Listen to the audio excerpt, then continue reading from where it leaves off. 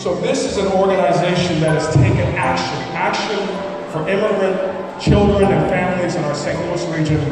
This region is better off because Nintendo for Africa is here and taking action.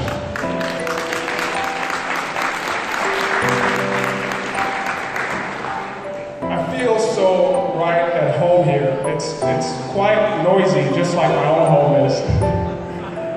With kids running around. We have 3 kids and 1 boy. I feel like I'm really among my sisters and my brothers here. Even the name of this building makes me feel at home. This site is called the John F. Kennedy Community Center. It reminds me of when I immigrated to this country at the age of 7 from Nigeria in 1983. When I landed at John F. Kennedy Airport in New York City.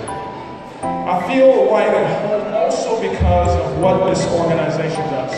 When I was growing up as a kid, this is the kind of organization that would have sought to help my family and me. With your leader, but I'll get to Jeffrey Sorietet in just a minute. I first want to recognize your broader leadership. If it takes a village to raise a child, it takes a village of board members to raise an organization like Nintendo for Africa. Dr. DeAndrea Weeks.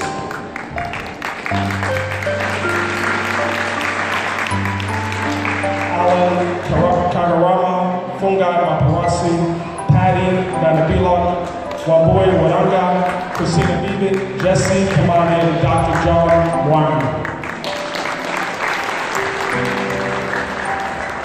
A proverb that I love that describes what these leaders are doing. A society grows great when old men and women plant trees under whose shade they know they shall never sit. Now, to be clear, I'm not saying y'all are old. That's not what I'm saying at all. I didn't say that. What I'm saying is you're building something that will grow to become even bigger than what you could ever have imagined. And it will help even more immigrant children and families than you could ever have envisioned. I feel right at home also because I've known your leader, Jeffrey Sorietet, for some time. As Jeffrey mentioned, we met each other a couple years ago, and he and I actually have a lot in common.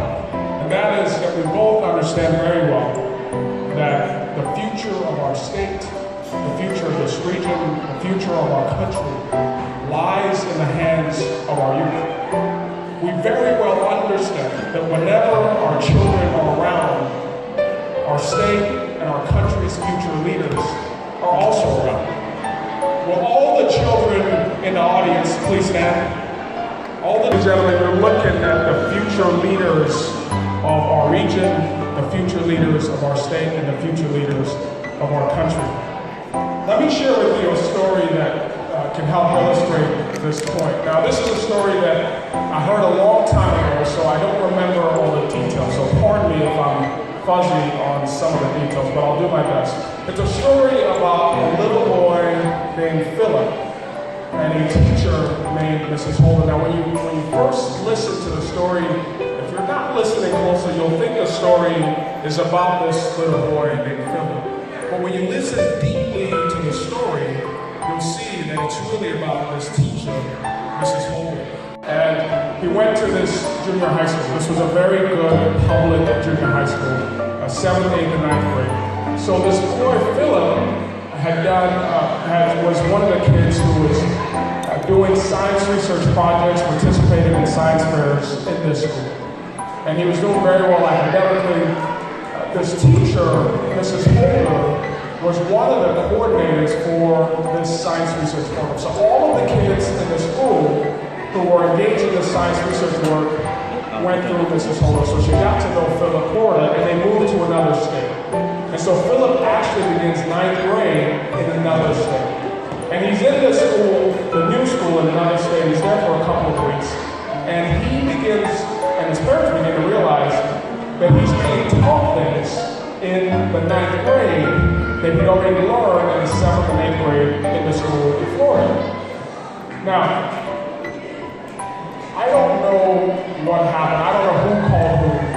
I don't know, I'm not told who called who, but somehow there was a conversation between Philip and this teacher, Mrs. Holder, about what would it look like for Philip to go back to Florida and live with this teacher, Mrs. Holder, and her family to finish out this 9th grade year. Now, let me pause the story here. Let me set this up for you. Mrs. Holder and her husband, I'm told, were empty nesters. In other words, they had children, but all their children were out of the house. So it was just the two of them in this house. And they're considering taking this little boy back into their home.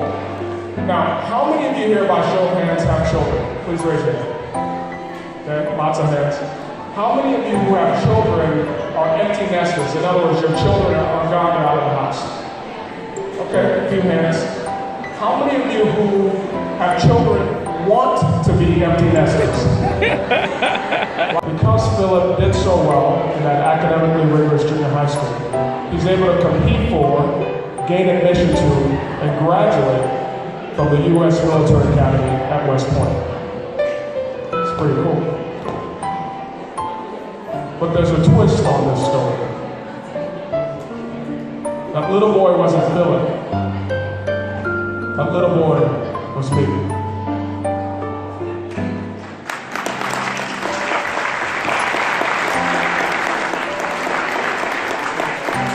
And I'll never forget what Mrs. Holder and her husband did for me in that 9th grade year. It absolutely changed the trajectory of the rest of my life forever. Absolutely forever. And you don't have to take a child into your home to make a difference. But when you support the youth through this organization, through Nintendo for Africa, what you do has ripple and resonance for a lifetime. It will affect their lives, can affect their children's lives, can affect their children's children's life.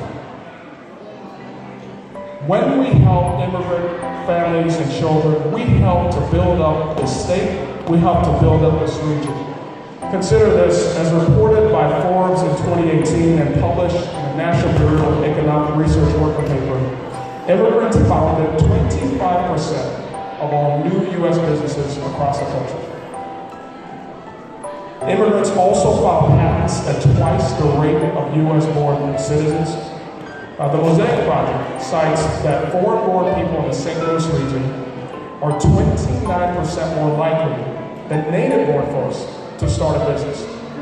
And get this, a St. Louis Post-Dispatch article just published just earlier this month cited new Census Bureau data citing St. Louis of the top 20 metro areas in the country, the 3rd fastest with what you have. That is a quote by your very own Jeffrey Soriente.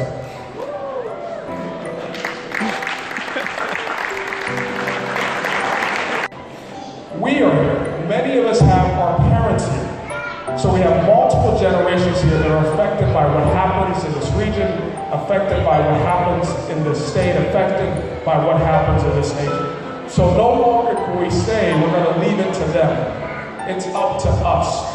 So if we can vote, let us vote.